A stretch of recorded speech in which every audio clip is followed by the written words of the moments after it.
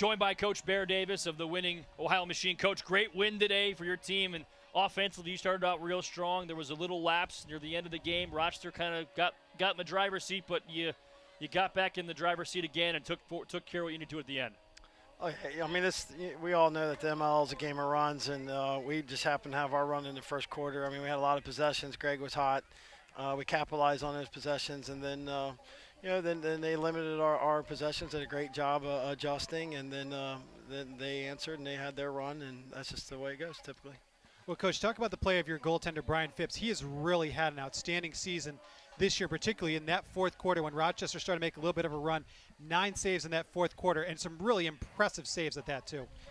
Yeah, Brian is really seeing the ball very well and dictating, things that shots he wants to see. Unfortunately, he saw a handful of shots today he probably didn't want to see, but he came up big, and I think, great goalies make saves they probably shouldn't make, and sometimes that even changes the way shooters, typically shoot, because they don't get the looks that they think that are easy ones sometimes, and that has an effect on everything, and Brian's certainly had a great season so far. Coach, you talked about your team getting off quickly with the faceoffs, and Greg did a great job in the faceoff X. And then later in the game, Coach Sedan threw kind of a curveball at you, threw a couple different mixes, and he threw in McIntosh. And if Rochester won it, Greg had to play defense. A little different look for you guys. How did you adjust to that?